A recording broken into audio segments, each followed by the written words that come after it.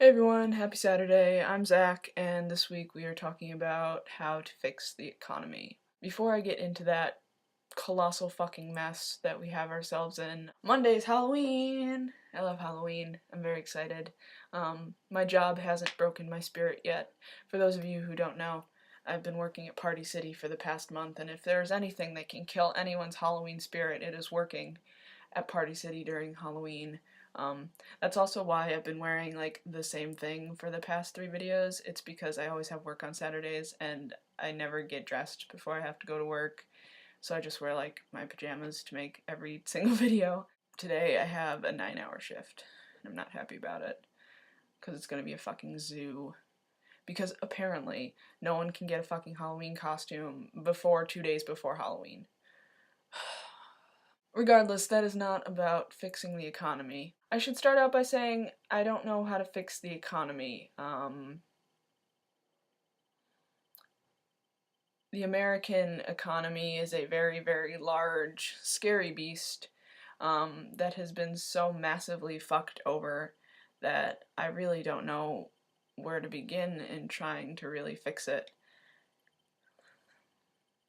I mean, I think there are obvious solutions to some of the problems.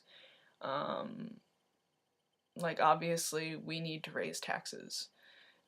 It may suck, but it's something that needs to be done.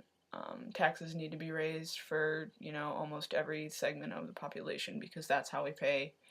That's how we pay for our social services like Medicaid, Medicare. It's how we pay for Social Security. That's how we pay for, any state programs you might be involved in. It's how we pay for parks and recreation programs. It's how we pay for whatever. It's how we pay for social services that are for the betterment of the community and for people in the country or the state as a whole. There's a lot of people who don't think we should raise taxes at all and should instead cut funding to entitlement programs. Because taxes are the bad and entitlement programs are the bad. And if poor people would just try harder and, weren't so damn lazy, then they would be just as rich as, the richest people in the country and we wouldn't have this problem. It's really those stupid, lazy, poor people that are the cause of all our misery. Because, yeah, pretty much every proposal that's been floated by in Congress, and even some by the president, they pretty much all have to do with cutting as much as possible without and not raising taxes.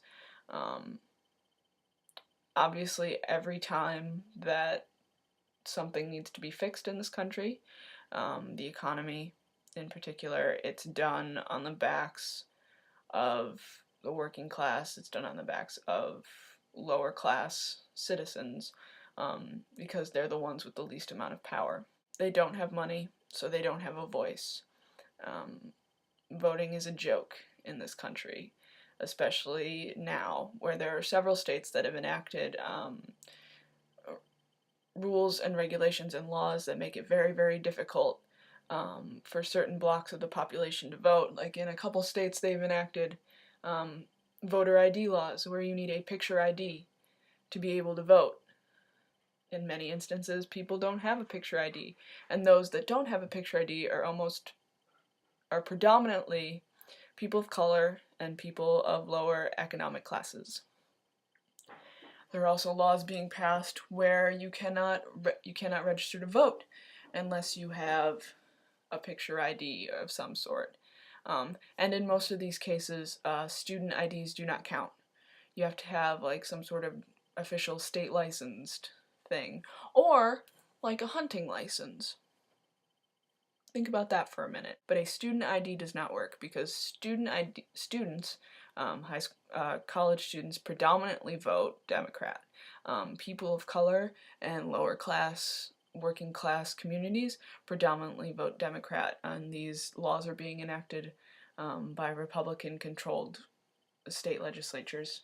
On Wednesday, Chase talked about the Occupy Wall Street movement, and he did a really good job with it, and so I'm not going to rehash most of what he said, except that the sentiment behind it, regardless of political affiliation and regardless of how you feel the economy needs to be fixed, there is this general growing sentiment within the population that we have been fucked over, and we have been fucked over massively. And it's really good that there's been a wider distribution of these ideas, and that they've been picked up by mainstream media, even though it took a while, and they tend to focus on police brutality and things like that. But the fact of the matter that people are talking about these issues, and that, you know, people are seeing that Wall Street and large financial institutions essentially control the US. There's no doubt about it. They just do. And it's good to see that people are starting to realize that, and that something needs to change. There need to be more regulations put in place, and we need to fight the massive, massive effort by conservative and Republicans to further deregulate Wall Street and take away the few reforms that we have to curb the worst of their behavior, because they go largely unchecked by anyone. Because they have the power, and they have the money, and they have the influence to lobby against regulations. They have the money and the power, the influence to donate massively to campaigns, especially now that the Supreme Court struck down the McCain, whatever the other name was, I totally forget what it was, campaign finance law, which said corporations had to disclose who they were donating to and the amount, and now they can do it. Essentially, now corporations are people. Corporations aren't people. Corporations are corporations. They're mindless, soulless entities that can do whatever they want. I know no better how to fix the economy than I know how to fix, say, a car. But there are some really obvious, really just right in your face, like, why haven't we done this yet? Some solutions to at least alleviate some of the problem that we have. I think that's all I'm going to say for this week. I could talk about this for a really long time.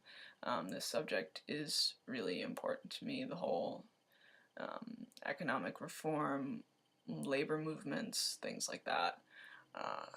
But I don't want to bore anyone. So, also, I'm very tired. So I'm going to end it here. Hope everyone is doing well, and I'll see you next week. Bye.